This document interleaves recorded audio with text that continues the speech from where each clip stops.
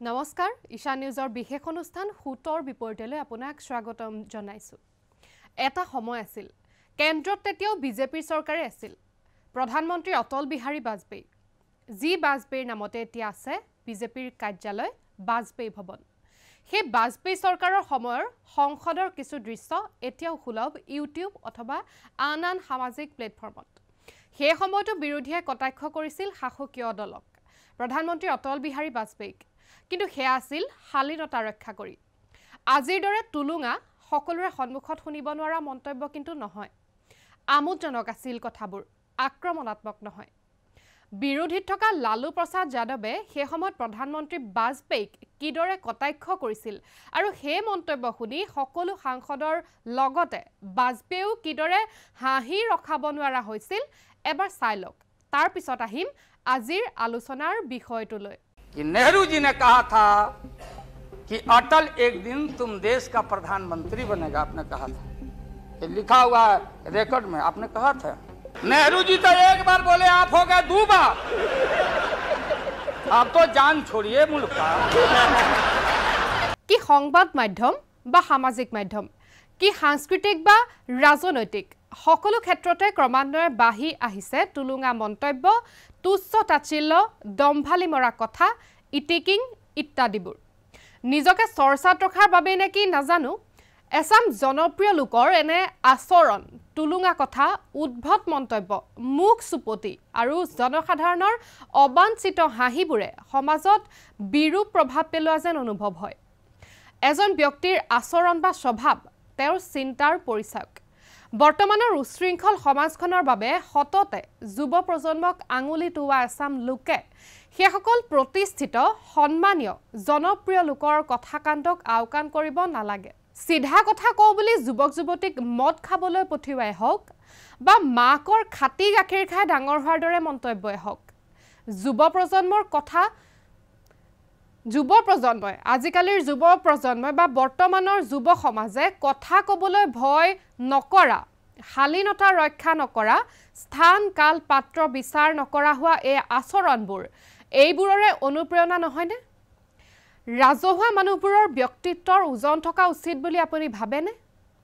নিজৰ স্থানৰ মান ৰাখিবলৈ কিছু সুস্থিৰতা, গাম্ভীৰ্যতা, সংযত হোৱাৰ প্ৰয়োজন অনুভৱ কৰিবলৈ ধৰিছে এতিয়া সচেতন ৰাইজে। কিছুসংখ্যক অবিবেচক আৰু অলাগতিয়াল কাৰ্যকলাপৰ বাবেই সামগ্ৰিকভাৱে তৰল হৈ যায় যিকোনো এটা গভীৰ বিষয়।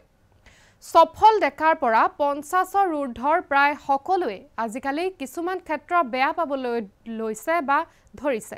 এইসকল জনপ্ৰিয় লোকক বা প্ৰতিনিধিক অনুকৰণ কৰিয়ে লক্ষ্য স্থিৰ কৰে তৰুণ প্ৰজন্মই। তেনেস্থলত এনে আচৰণ, তুচ্ছ তাচ্ছিল্যসূচক কথা, টুলুঙা মন্তব্য বা টুলুঙা মনৰ অধিকাৰী হৈ নিজকে কেনেদৰে নৱপ্ৰজন্মৰ আদৰ্শ সজাব পাৰে সেয়া কেৱল তেওঁলোকৰহে জ্ঞাত। সাধাৰণ জনতাক আকৃষ্ট কৰিবলৈ বা জনতাৰ মন মগজুত চাপ পেলাবৰ বাবে ৰাজহুৱা মঞ্চত ইমান তৰল কথা বতৰানে? যিবোৰ কথা আমি আড্ডাত নাপাতো সেইবোৰ এতিয়া একাংশ জনপ্ৰিয় লোকে মঞ্চত কয়, নিউজ চেনেলৰ সন্মুখত কয়। গাম্ভীৰ্যতা ৰক্ষা কৰিও জনসাধাৰণৰ আদৰ্শ বা আপোন হ'ব পাৰি, সেই উদাহৰণে সকলোতে সৰ্বস্ব। কিন্তু বহুকেইটা ক্ষেত্ৰত এনে আচৰণ সঘনাই প্ৰত্যক্ষ কৰিবলৈ পোৱা গৈছে এনে একাংশ জনপ্ৰিয় লোকৰ ক্ষেত্ৰত। বৰ্তমান ছ'চিয়েল মিডিয়াৰ যুগত তৰুণ প্ৰজন্মৰ বাবে অনুকৰণ কৰাটো সহজ হৈ পৰিছে। তেনে পৰিৱেশত একাংশ তৰুণ তৰুণীয়ে ভগৱানৰ দৰে জ্ঞান কৰা একাংশ জনপ্ৰিয় লোকৰ কিছুমান গভীৰ বিষয় সম্বন্ধে দিয়া মন্তব্য বা বক্তব্যটো কাণ সাৰ নিদিয়া হৈছে যুৱ প্ৰজন্মৰ বহুগৰাকীয়ে। মঞ্চৰ পৰাই এনে আচৰণ বা মন্তব্যৰে যুৱচামক অনুপ্ৰাণিত কৰা একাংশ জনপ্ৰিয় লোকক সন্তানক অনুকৰণ কৰিবলৈ দিবলৈ খন্তেকৰ বাবেও যে অভিভাৱক থমকি ৰ'ব সেয়া কিন্তু সত্য। একাংশ ছাত্ৰ ছাত্ৰীৰ বাঢ়ি অহা উদ্ভণ্ডালি বা স্পষ্টবাদিতাৰ দোহাই দি স্থান কাল পাত্ৰভেদে কোৱা কিছুমান কথা, তৰল মন্তব্য বা উদঙীয়া স্বভাৱ এইবোৰৰ অন্যতম কাৰণ। এনে জনপ্ৰিয় কিছু লোকৰ পৰা লোৱা আদৰ্শ বা এনে লোকে দিয়া আদৰ্শ বা অনুপ্ৰেৰণাও হ'ব জানো নোৱাৰে। বৰ্তমানৰ দৰে পূৰ্বতে কিন্তু কোনো ক্ষেত্ৰতে এই পৰিৱেশ নাছিল। ডিজিটেল মিডিয়াৰ প্ৰভাৱো হ'ব পাৰে বা অন্য কিবা।